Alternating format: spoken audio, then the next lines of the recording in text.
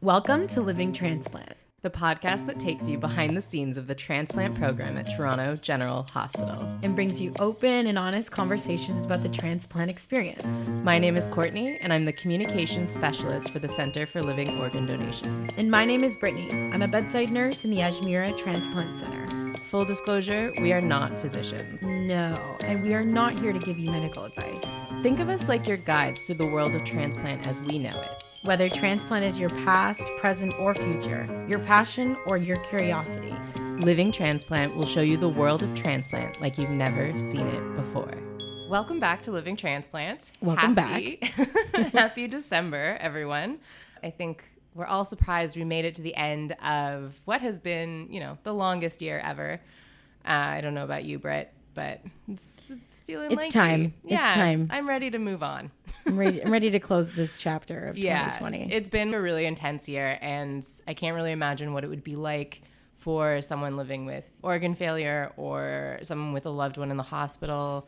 Losing a loved one this year, that would be so challenging on top of everything that's going on in the world. Yeah, and I think this year, for this episode, at least, we want to try and give a picture of what it looks like to be in the hospital around the holidays and try and shed some light on how it may not be all that terrible. Mm-hmm. Yeah. I mean, so. The nurses try. Yeah, for sure. And I think, for families of deceased organ donors, the holidays can be kind of a tricky time as well, especially if this is maybe your first holiday without your loved one. So we talked to someone who, it's been, I think, 11 years for them. And so we talked to them a little bit, too, about what do their holidays look like now? What was their first one like? All just with kind of the intention of bringing everyone out there some comfort and some solace to let you know that you're not alone. You're not alone. Yeah, exactly. We should read out some of the reviews that we've received, and also just to thank everyone so much for all the support that we've received so far. It's really, really heartwarming after a lot of hard work to get such good feedback. So please keep continuing to leave us reviews, rate us, follow us, or subscribe. We really, really appreciate it.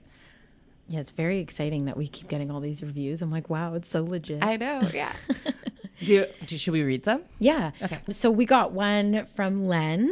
His review says, excellent, so informative, interesting, and entertaining interviews, relevant and useful content for recipients, donors, family, caregivers, or anyone just interested in learning more about the transplant experience. I'm looking forward to hearing what comes next. So exciting. Thank you. So thank you, Len. Thank you, Len. 5 stars. Oh, of course. Of course. Nothing but. So this one is from The Research Nerd. Amazing podcast. I don't listen to podcasts much, but after listening to Living Transplant, I'm hooked. The content is so interesting. It's both heartwarming and informative to hear so many different perspectives on transplant, from patients to donors to the staff that work behind the scenes, and the hosts are amazing. Thank you. They're funny, ask great questions, and make it all really personable. Thank you so much. Really appreciate that. Thank you, Research Nerd. So don't forget to rate and review us on Apple Podcasts. Unfortunately, you can't review on Spotify, I don't think. No, you can only review on Apple Podcasts. So even if you don't listen there, go there and leave us a review. And just so everyone knows, we are planning a little special kind of giveaway contest for everyone who leaves us a review. So yeah, make sure you submit your review and keep listening to hear who the winners are. Yeah, it's really exciting. It really helps our podcast do well for the future. And it's free. It's a free way to support us. Yes, it's great support. So we really appreciate any reviews and rates. So sit back, put on your mask and Santa hat.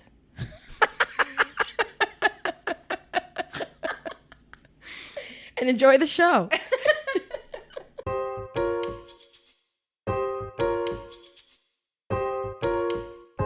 So today our guest is Stefan Ponkiu. He works in spiritual care and is an excellent support system for all of our patients and staff in some difficult times, some good times, just an excellent all-around support. So thanks for joining us, Stefan. Thank you. So what is spiritual care, just for people listening? So spiritual care is, as Brittany said, it's a service here at the hospital. We've kind of evolved as a profession over the last little while I think our origins come from chaplaincy. I think a lot more people are familiar with what that is. And chaplains traditionally were folks with a religious background. So they would be priests or imams or rabbis, but that's changed and shifted and morphed into spiritual care. And spiritual care, it's a wholesome support for the person, incorporating their spirituality and their emotional needs and struggles through their hospital stay.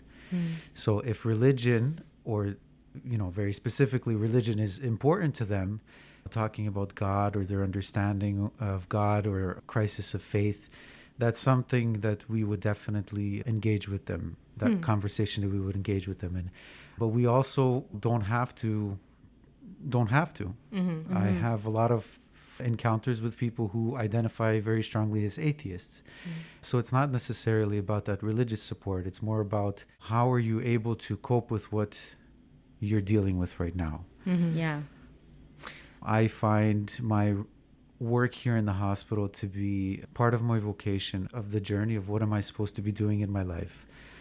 And it fits right now. This is what I love to do. That's awesome. Yeah, it's That's beautiful. very cool. So what does it look like during the holidays, Stefan? So the holiday season it can be tough for patients. Yeah. It can be tough for patients because it elicits all kinds of different emotions. Usually we think of times of holiday season as a time to be together with family, and there's always a lot of nostalgia that goes with it. So it can be very isolating for patients to be here at the hospital. It's something that spiritual care does year round. That we support people as they journey through their hardships, their struggles, but we find it especially meaningful around the holiday season that we have the privilege to be that person to journey with the patient when nobody can come and see them. Looking at the transplant program, we're a pretty cool team. It's a transplant family. I've heard that term used so many times. The trust that is very obvious and evident between all the staff is amazing to watch. How cohesively everybody works. There's always bumps on the road, but by and large, there's this level of trust that's very obvious. The decorations that went up last week, they're lovely. Our nurses are really, really creative. Every unit in the hospital has a Christmas decorating competition, right? And you don't win anything. It's just bragging rights.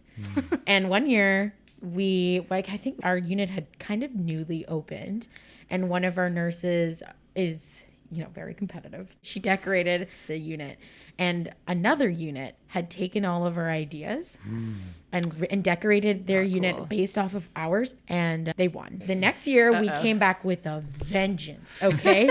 So I will try and find some pictures so we can post them on the page, because this Christmas decorating contest was amazing, and they got down to business.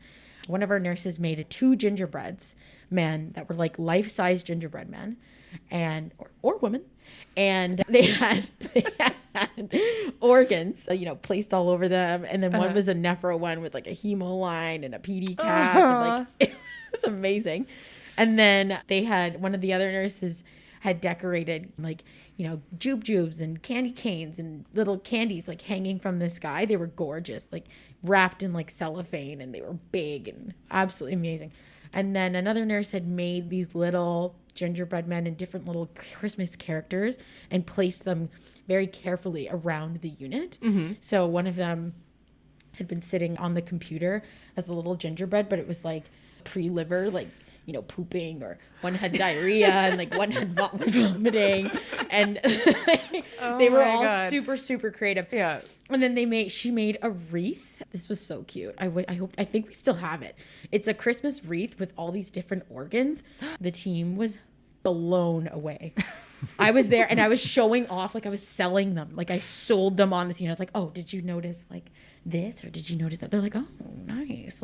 So we won. That's so we won. Very so nice. Congratulations. Congratulations. It was incredible. Belated congratulations. I talk about it all the time because it was amazing. I'm not gonna lie, I had no part of this. All I was I was You're just just support. awestruck, Yeah. yeah. I was just like, oh my God, but did you see that? And oh my God, look at this. Like, So- I didn't make anything, but Stefan, if you like, obviously there's this like epic contest that goes on every year at the hospital, and you're moving around all around TGH. What are, in your opinion, which units are some of the best at decorating? I don't know. I'd have to go back into the archives and take a look at some pictures to judge that. I don't know. Okay. I don't Okay. know. Yeah, I guess you also don't want to be recorded saying that. Exactly. Yeah. I so hear what? you. You read between the lines. Yeah.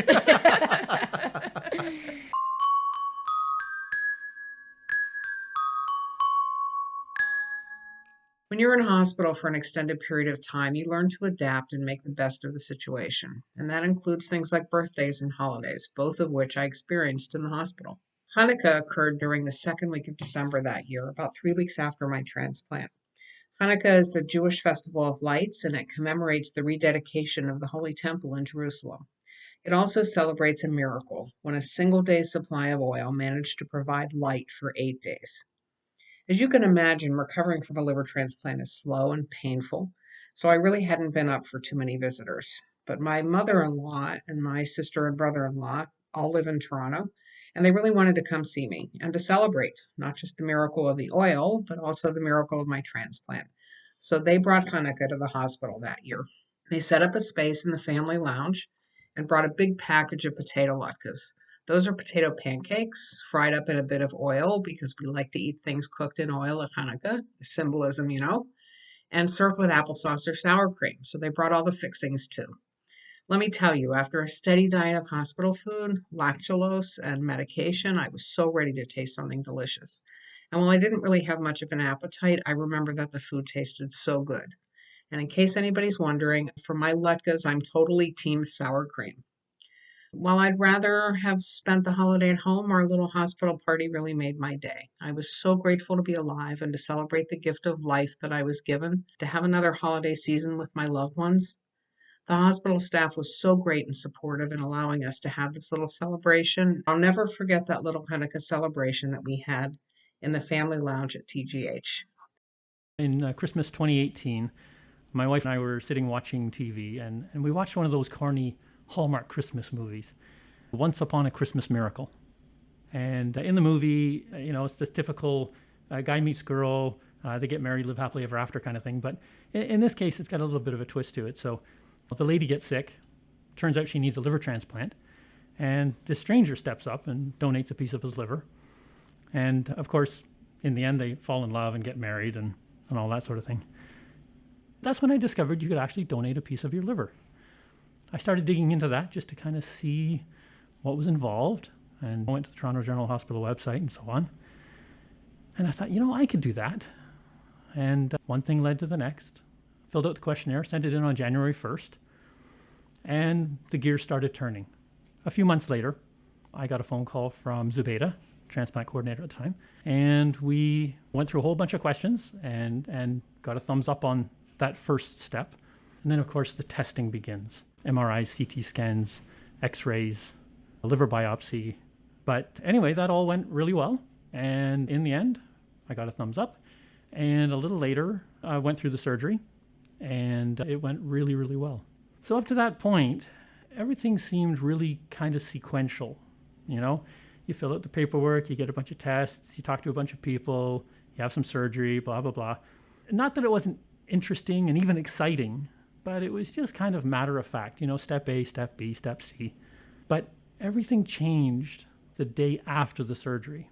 The recipient surgeon, I call the recipient my liver buddy. So my liver buddy surgeon came in and told me that he was doing really well.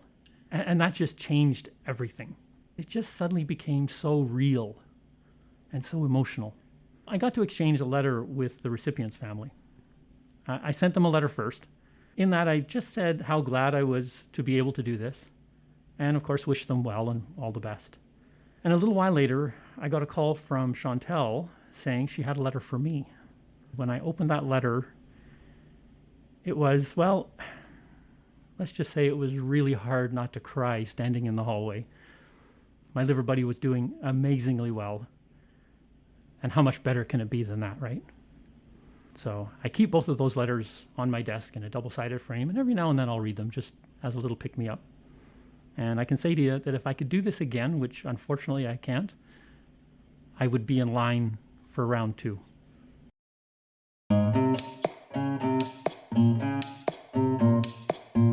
How many times have you dressed up as Santa?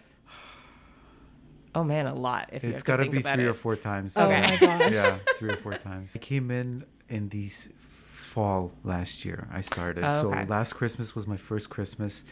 You know, I definitely felt the warmth here. Mm-hmm. Every unit, there was the kind of the holiday cheer was very obvious, very present.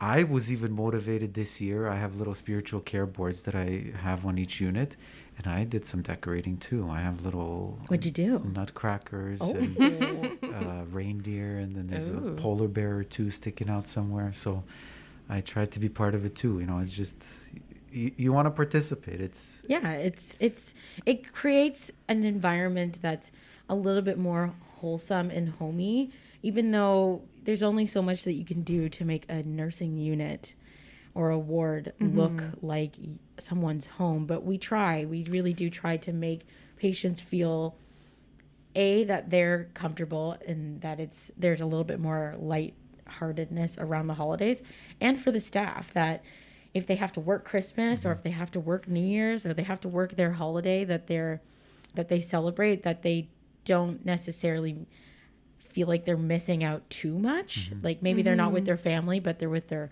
work family. And in previous years, we've, sometimes ordered food or had potlucks. Little different this year.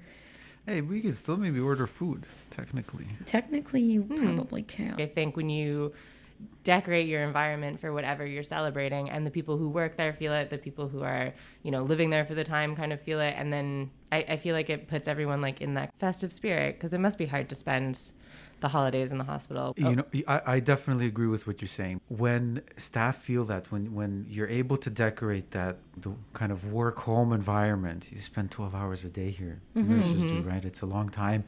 But when you feel comfortable and you feel that cheer, it rubs off, right? Yeah. It rubs off when you go into a patient's room, you're smiling.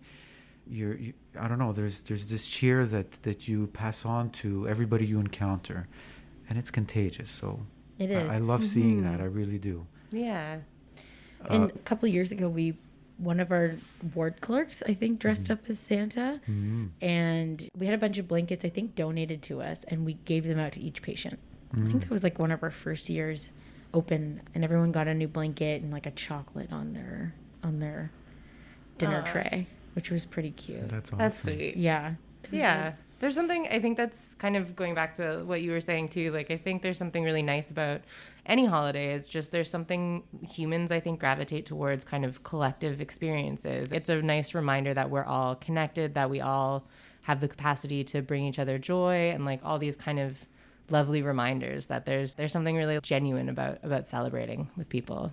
Yeah, I'd If say. that makes sense. It does. It definitely does. Absolutely. It definitely Okay. does. Absolutely. You're right. We are relational beings. We love to be in company of one another. I like to always go down memory lane with people in terms of what have their experiences been of the holidays outside of the hospital.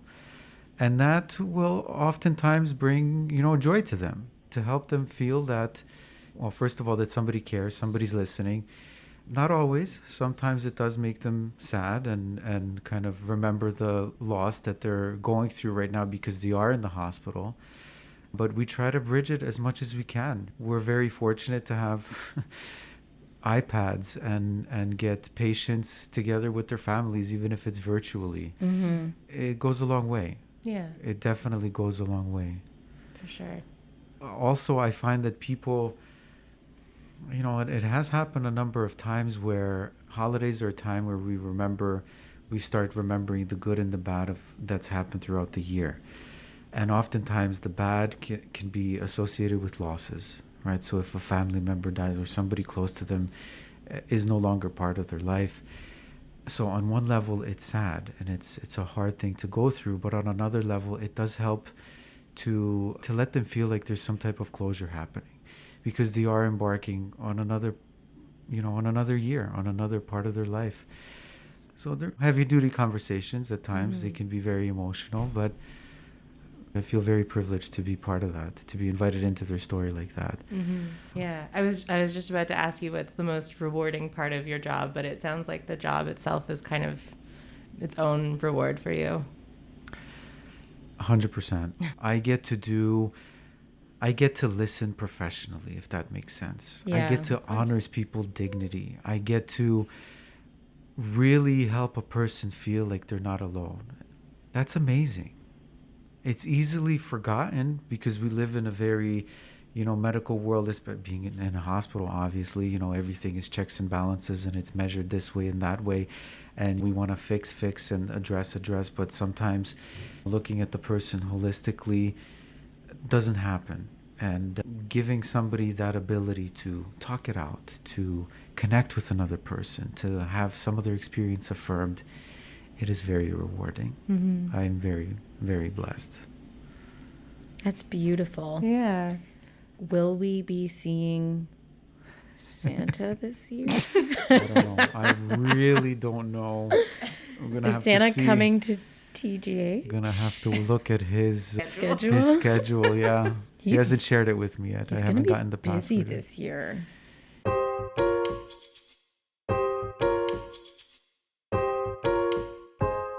Organ transplantation was not on my radar at all until almost 12 years ago when my son Jonathan, who was a 22-year-old kinesiology student at York University, was in a fatal car crash.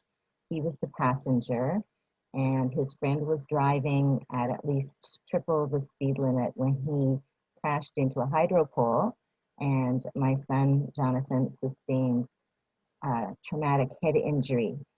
The next morning, the police arrived at my door. It was every parent's worst nightmare and asked, do you have a son named Jonathan Talbot? Was he a York University student? We found a backpack with his books in the vehicle. It's a horrible car crash. You better come to Sunnybrook Hospital fast or you might not see your son alive. And so my husband and daughter and I went to the hospital, and the doctors would not let us see Jonathan at first. He was on life support, there were monitors, there were tubes, and the doctors showed us the computer monitor showing Jonathan's skull fracture with his brain swollen smooth, and the doctor said, we cannot fix this. He brought us into Jonathan's room. Jonathan's head was covered halfway with a hood. And other than that, his body was perfect. There wasn't a scratch on him. Anyway, they asked us if Jonathan had signed his donor card because back then there was no organ donor registry. It was just you signed your driver's license. And I said, I don't know if he signed his card. And our daughter Emily, who was just a year younger, she was 21 at the time, she said, oh yes, he did sign his card. We discussed it. And he actually called her a loser for not signing her card when she got her driver's license. Anyway, I was reluctant still to consent to organ donation because I thought it was against my religion. I'm Jewish. I raised my kids Jewish. And I called a rabbi who said, no, it's a mitzvah. It's the biggest mitzvah, a good deed. You're saving lives. And the Jewish religion now recognizes that. So we did consent, and this was Sunday. We had all day Sunday with him, all day Monday with him. We saw more views of his brain on the computer screen. It was just getting more swollen. We could tell that he wasn't improving. He was just getting worse. And they told us that they would remove life support 6 a.m. on the Tuesday morning. And they did that. They removed the ventilator. And I saw that he never took another breath, which in a way it relieved me that he was only being kept alive by the machine. And then his heart kept beating for a few more minutes, and then it stopped, and they had to wait 5 more minutes to make sure that his heart had definitely stopped, and they wheeled him away. And then we went home without Jonathan. The Trillium Gift of Life Network contacted me and asked if I wanted to write letters to his organ recipients, and so I did. Each kidney was given to a different man, his lungs were given to a man, his liver was given to a man, and his heart valves were sent to Sick Kids Hospital. I received letters back, and we wrote back and forth a bit, and I really treasure these letters about how these people's lives were so improved. The people on with the kidney transplants didn't have to be on dialysis anymore. The person with lungs could breathe again. They could go on with pretty normal lives after that, and they appreciated so much this gift of life that Jonathan gave. And it really brought home what an amazing gift transplant is, that it really does save lives, and the families of those people, their lives are also changed, and they're ecstatic, and they didn't have to go through the grief that I went through losing Jonathan. So many people now have told me that because of Jonathan, they have now registered to be organ donors. So it really gave me solace in my grief that Jonathan got to donate his organs. Jonathan's death is the worst thing that ever happened, but I gained this gift of having a purpose in my life to be able to honor his memory and hopefully do good by encouraging more people to be organ donors and saving more lives. The first holiday after Jonathan's death, Hanukkah, he wasn't there to sing the blessing. Usually Emily and Jonathan and I sing the blessing over the Hanukkah candles in the menorah for the 8 nights of Hanukkah. He wasn't there. He wasn't there to share in the latkes, so that was very sad for me. And also we celebrate Christmas because my husband is Christian, and so we've always had a tree, and my husband and I did not want to put up the tree that Christmas, and Emily, our daughter, insisted, and as she has done now every Christmas. And so Terry has to bring the tree up and the ornaments, and really it is a lovely thing to have this tree because there are so many ornaments that bring back memories of Jonathan. There are all kinds of ornaments that, he and Emily both made these little crafty decorations when they were in daycare, when they were in primary school. And also we have ornaments with Jonathan's name on them. Some of them were gifts, from friends. And I had found a box of ornaments the first Christmas, and they were hanging diamonds, like each, a diamond hanging from a strand. And so I gave them out to all of the members of my family, and everybody in my family has a tree and they have the diamond. On Jonathan's grave, the epitaph is "Shine on forever, Johnny T." And also on his memorial bench, it says "Shine on forever, Johnny T," from the Pink Floyd song, "Shine On You Crazy Diamond." And so when I go to people's houses that I've given these diamonds to, of course not this year because of COVID, they always say, "Oh, look, there's Jonathan's ornament," and it's the diamond hanging there.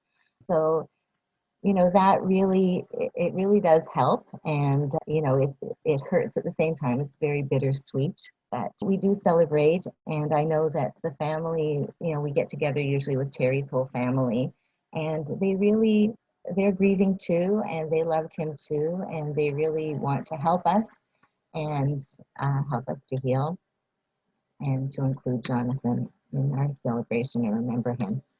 So, it's like I say, bittersweet, but every year I guess it gets a little bit easier. And every time I tell Jonathan's story, I think it heals me a little bit more too. Like they say, "Oh, you have to tell your story 1,000 times." Well, I think I'm probably there. So my case is a little bit special. I was actually in the hospital because I went in for chest pain and then was immediately diagnosed with heart failure. So I didn't even know that I was sick, but I waited about a week for a transplant, and they told me 2 days before I got it, on December 22nd, I was in the CVICU, and they told me that a heart was available. And then 2 days later, I got my transplant.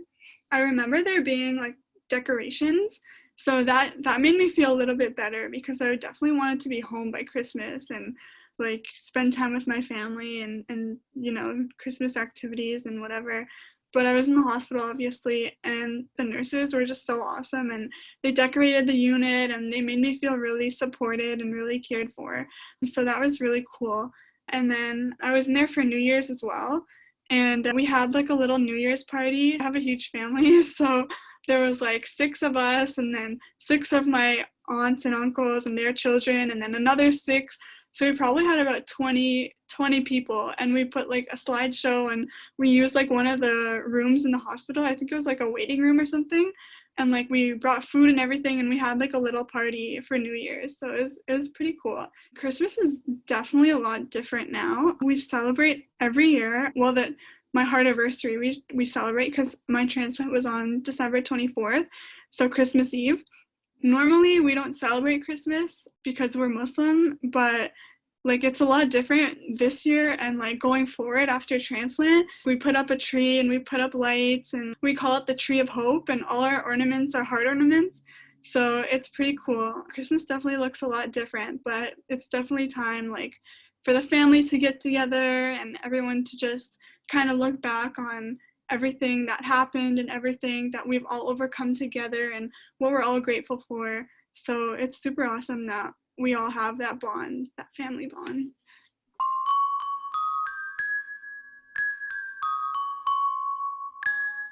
Just one last question. What is something you would, or I guess you will tell some people in the hospital, or people at home as well who maybe are just having their first Christmas without their loved ones? What's something, any comfort or advice that you would offer to people who are having a tough holiday season? I would encourage them to remember that they're not alone.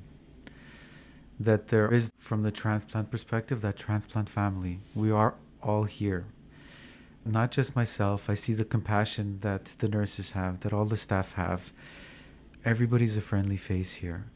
While it is hard, it's not necessarily something that any one of us can control when we are in the hospital, how long we have to be in the hospital. I think reminding ourselves that is helpful. When we try to reason something out, it makes it that much easier to process, but when we can't, it makes it hard. I would encourage those people to touch into the roots, to actually take a minute to reflect on what is important in their life and why. Where is it that they draw their strength from? That's a very common question that I ask patients when I first meet them. Sometimes, again, having those intentional reflective moments can get us through very tough situations. Because we are human beings we're frail. At the same time, we are very strong and resilient. And again, good to remind yourself that every once in a while. For sure. Thank you so much, Stefan. Thank you. That was perfect. Guys, it's been a pleasure. Thank you. Thanks for listening to this episode of Living Transplant. If you have questions or suggestions for future episodes, email us at livingorgandonation@uhn.ca. Don't forget to subscribe, rate, and review Living Transplant on iTunes, Spotify, or wherever you listen to podcasts. And follow us at Give Life UHN on Facebook, Twitter, and Instagram. See you next time.